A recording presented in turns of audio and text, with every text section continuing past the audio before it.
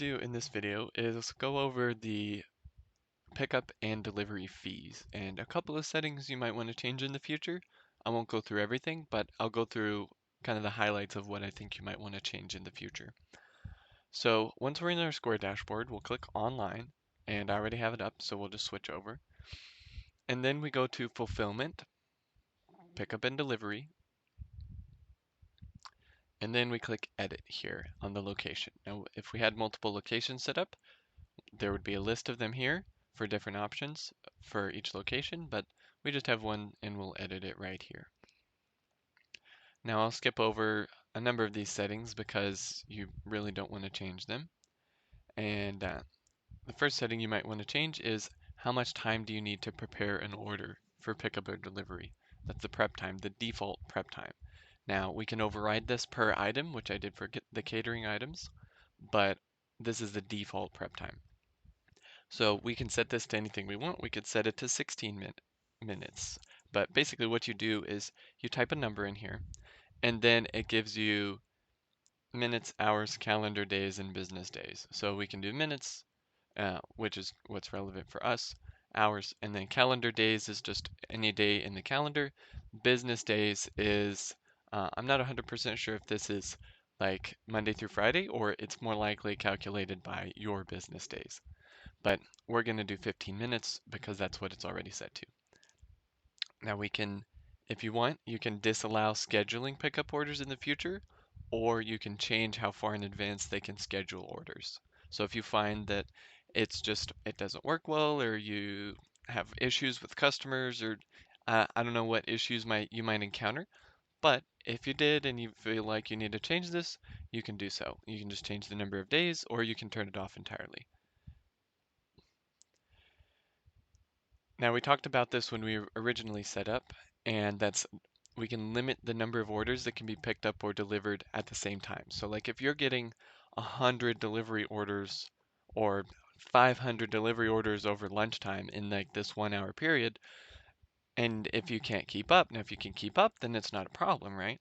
But if you find that you need to slow things down, that can be, instead of being a kitchen problem, it can be an IT problem where we slow it down instead of the kitchen getting overwhelmed and people having a bad experience, right? So what we could do if needed, which you don't need uh, at least initially, but if you need this, then you can just flip the switch on and you just set this to a number that your kitchen can handle. So basically we would set it, say they can order, handle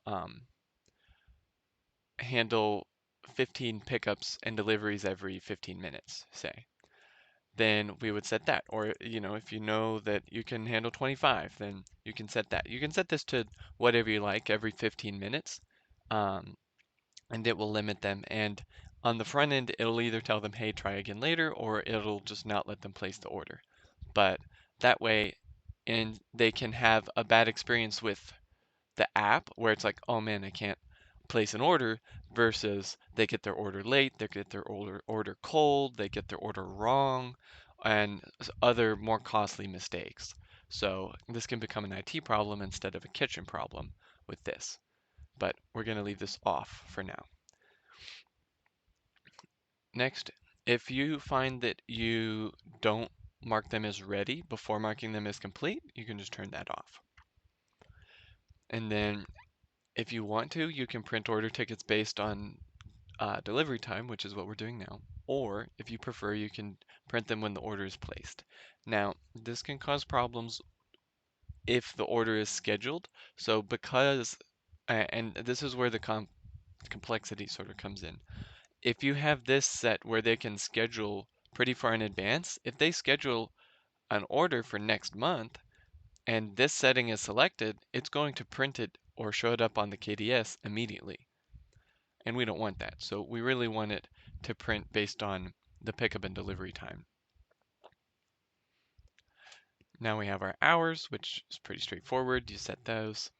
You can restrict dates. So like if you find that on, I don't know, Christmas Day or some day or a holiday, there's a festival, I don't know, some day you don't want to do mobile orders, then you can turn it off. So like if you're getting just tons of foot traffic and on that day you don't need the mobile orders on top of your in-person orders, then you can just you can just add a date here. So like you click in here, you can add, I don't know, April 11th. So there's some festival, right, in downtown, and you know you're going to have a ton of foot traffic and tons of orders, and you won't be able to handle those mobile orders to the standard that you want to provide to your customers, then you can just put that date in and they won't be able to place an order. So instead of them having a bad experience, they just won't be able to place an order and you'll be able to keep up with what's in person then.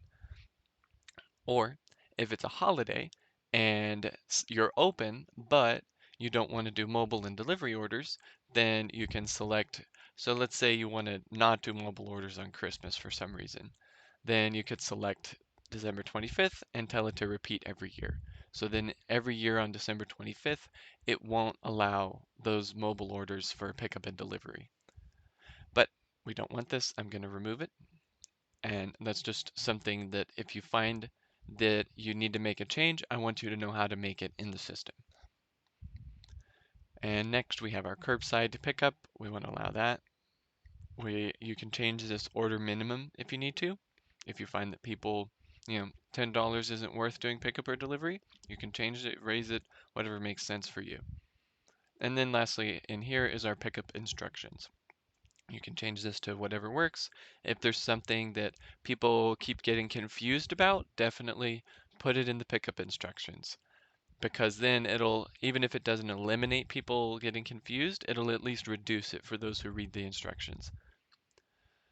All right, so now we'll go over to delivery and I'll go to the top.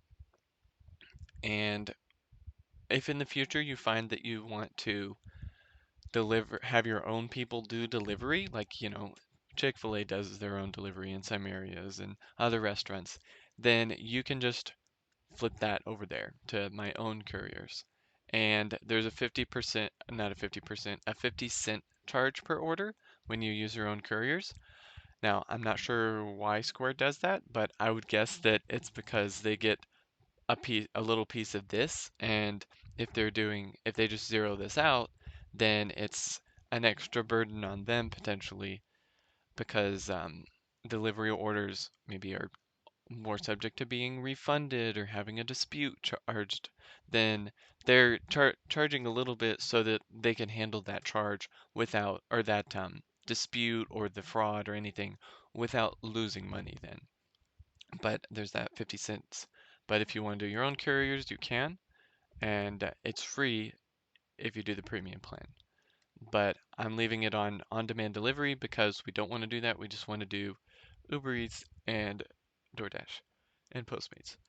So right now we have it set to best available. This is just whatever's best based on price and speed and the quality of the service. But if you find that you want to just allow DoorDash or you just want to allow Uber Eats or Postmates for some reason, then you can do that. It's an IT problem. You just select it. If you do in the future deliver alcohol, make sure you check this box and make sure to set all of that up correctly. But I don't think that you'll end up doing that. I don't think it makes sense. But we'll continue. And now we get to what you'll be more likely to want to change is the fee. So this must not have saved or something. But yeah, when the order, I mean, $50 is fine. But I think you wanted it set to $45. Um, so there's a few options here, and we went over them previously, but there's the customer pays the full amount, the full delivery fee. I pay the full delivery fee. I pay a percentage of the delivery fee, and the customer pays the rest. I pay a fixed amount of the delivery fee, and the customer pays the rest.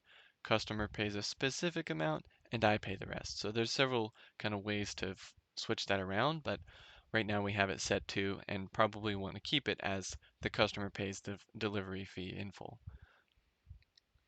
And then next, if you do find that you're getting a lot of mobile orders and you want to add a little service fee because when they do a mobile order, they do a pickup order, they do a delivery order, they can't tip the staff, then you could add a service fee. You could do a percentage or you could do a dollar amount. And then next, this is okay, so this setting is more applicable if you're paying all the delivery fees, but let's see. So like if this would only really be applicable if you were paying the delivery fees or you were paying them partially. But because the customer is paying, we don't care how much they pay for the delivery fee because they're paying for it. But if you were paying for it, you would want to set a maximum potentially of you only want to pay a delivery fee of X dollars to make sure that you remain profitable, right? But since the customer is paying it, we'll do no maximum. And next we have our minimum order amount. We can turn this off or we can set this. And you can set this independently from the pickup order option or the pickup minimum order. So like if it's more expensive for you to do a delivery order for some reason, you could set a higher minimum, you could charge a service fee, you could do that however you need to. And we're allowing no contact delivery such that they can flip a switch saying, hey, they want no contact delivery, and they can leave instructions of where to leave the order. Now we have our timing options, and I don't think you'll want to change any of these, but orders are delivered at a specific time, which is great, and the same day, and I start preparing as soon as they come in, and we also can set a default um, prep time. And none of these settings do I think you'll want to change. Went over them with the pickup options, so we don't need to reiterate those.